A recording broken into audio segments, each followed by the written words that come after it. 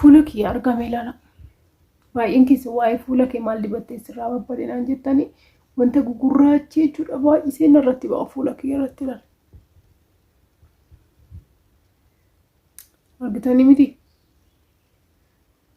Argitanii miti? Dursee akkam jirtan? Nagaa keessanii fayyaa keessanii nagaa kooti galata waaqayyoo baga nagaa taatanii yeroo jalqabaatiif gara mana chaanaalii kooti kan dhuftan subscribe gochuudhaan maatii ta'a akkasumas mallattoo bilbila gadhuudha yeroo nuwa viidiyoon daddafee akkasiin bira ga'u godhuu ni dandeessanii yoo jaalattan yoo viidiyoon kun si fayyade namoota biraatiif illee sheerii godhaa sinan jaaladha sinan kabaja akkam jirtu nagaa jirtu miti nagaa kootiyanii baay'een keessa fuula kee maal dibatte maalidhaan finnisni keessarraa badee yookiin immoo fuulli kee qulqulluudha maal dibatta warri naan jettan jechuudha kireeminan dibadhu fideen dhufee jira. Dursee waan tokko isinitti nu barbaada. Keessatti warri Dubaay jirtan jechuudha fuulli keenya hin badaa sababa isaatiin hin beeku. Sababa maaliitirraan kan ta'e hin beeku nyaata sababa hojjennuuf yaa ta'u sababa aduu keessa deemnuuf yaa ta'u aduu keessa illee baay'inaan namni deemnu hin jirru garuu yaa uffata miiccame hafuudhaaf uffata alaa fuudhuudhaaf gibbii xaraguudhaaf maaliif aduu keessa deemuu dandeenya jechaadha. Sassaniif ta'uu danda'a. Sababa kanaaf ta'uu danda'a. Kan nurratti babba'u jechuudha yookiin immoo yeroo tokko tokko nyaata hojjechaa yoo wala kan gadi babbaanu taane sababa saniif nurratti babba'uu danda'a jechuudha.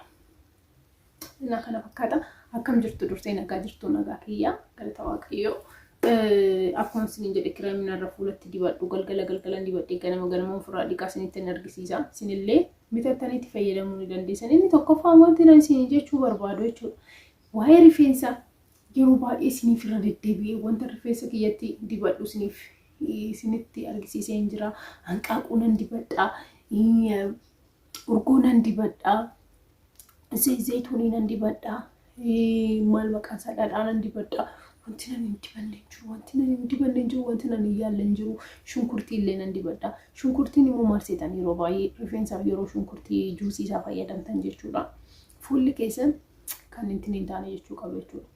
Fuulli keessan kan yeroo hunda shittaa garaagaraatiin fuula keessan irratti kan shifseen jedhu taanan waan akka shunkurtii juusii shunkurtii rifeensa keessaniif hin fayyadina sababni isaatis fuula keessas hin balleessa isin irratti shif jedha ani sanifan guyyaa tokko qofa yaalee nan dhiise sana booda jechuudha juusii shunkurtii garuu rifeensa baay'ee ariifidha jedhanii yeroo tokko bichaaf fayyadame yeroo tokkotti sanuu dafee immoo rifeensa irraa shittaan isaa hin ba'u kanaafuu nan dhiise jechuudha. Inni lammataa maalidha inni biraa maalidha waan tokko yeroo yaallu jechuudha baay'ee keessan nan beeka keessatti warri zayituunii dibattan warri waa'ee fuula irratti wanta garaagaraa yaaltan jechuudha dibachuudhaaf obsa wanti guddaan jechuudha wanti guddaan jijjiirama arguuf obsuun dirqama obsa malee jijjiirama arguun hin danda'amu guys yeroo meeqa isinitti marabbi obsa qabaattan malee jijjiirama argitan fakkeenyaaf kireemiin kun fuula keenya irraa waan nu balleessa. Erganitti fayyadamuu qabeeti ji'anii guuta. Reefuun argaa jira jijjiirama isaa jechuudha. Jijjiirama isaa guyyaa takka osoo hin dibatin bulee hin beeku. Ergan bitameeti jechuudha. Keessi isaa adiidha. Isinitti mul'ata illee fayyada. Narratti fa'aa jira maal akka ta'e hin beeku. Keessi isaa adiidha. Osoo hin dibatin bulee hin beeku. Shittaan isaatis normaalidha. Badaa miti. Galgala dibattanii ganama ofirraa dhiqtan jechuudha. Na warri bitachuu barbaadda sirriitti ilaala. Maal jedha maqaan isaa? Beauty cream, Fozia beauty cream with money black with money back guarantee ምናምን jedha. I don't know. Garuu wanta waraqata qaba kaartoonii qaba yeroo bitan jechuudha kaartoonii qaba kaartoonii isaa keessa hubastan faayidaan isaa maal akka wantoota gugurraacha hundumaa sinirraa balleessa namni kan jedhanti irratti barreeffamee jira. Fozia beauty cream milalana kun screenshot godhatanii bitachuu ni dandeessanii ani wanti nan isinitti barbaadu jechuudha. Rifeensa keessaniif waa tokko yoo fayyadamtan fuula keessaniif waa tokko yoo fayyadamtan waanuma hojjechuu barbaadan irratti iyyuu jijjiirama arguudhaaf obsuun dirqama obsa qabaadhaa. Obsa malee jijjiiramaa arguun hin danda'amu.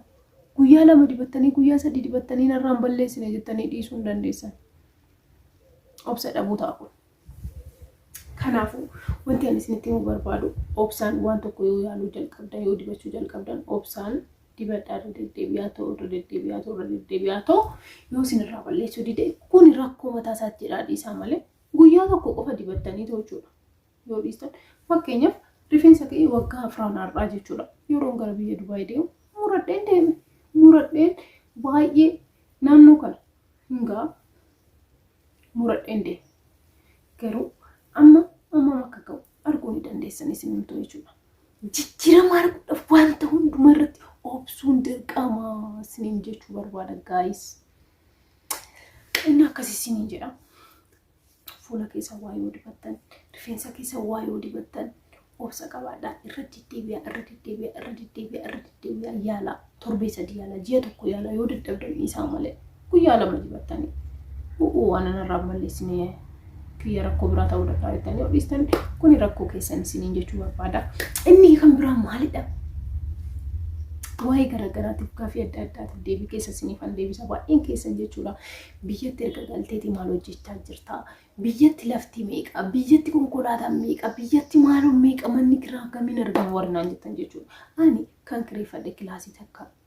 Kanaafuu ani kan jiraadhu biyya tokko biyya hedduu miti jechuudha. Fakkeenyaaf Shaashamanneen gatiin isaa adda ta'uu danda'a, Mojoon gatii isaa ta'uu danda'a, iddoon biraa gatii adda addaa ta'uu danda'a. Finfinneen gatii adda addaa ta'uu danda'a. Ani kan jiru Bishooftuudha. Kan Bishooftuu isinitti himuu hin danda'a malee kan biyya biraa isinitti himuu hin danda'u jechuudha. Inni biraa maalidha? Yoo dhufne maal hojjenna? Maal kan naan jettaniif viidiyoo isiniif hojjedheen jira hin dhiphatina. Inni biraa maalidha? Ijoollee shamarran biyya Arabaa jirtan hundumti keessan jechuudha. Yaada kiyya jiru hundumaa isiniifan qoodaa jira. Koottaa gara biyyaatti galaa. Biyyuma isinii wayyaa isiniin jechaan jira. Yoo gorsa kiyya dhageessan isin fayyadadheeti yaada isiniin jaaladha isiniin kabajaa. Oolmaa gaarii isiniif haa ta'u. Yeroo jalqabaatiif gara chaayinaal kiyyaa kan dhuftan yookiin immoo viidiyoo kan yeroo duraatiif kan laaltan taana nama akkana argitanii beektanii miti. Ani addaadha. Subscribe godhaa chaayinaal koo. Akkasumas immoo mallattoo bilbiluu gadhuudhaan yeroo nuwaa viidiyoon daddafee akkasiin bira ga'uun godhuu ni dandeessanii.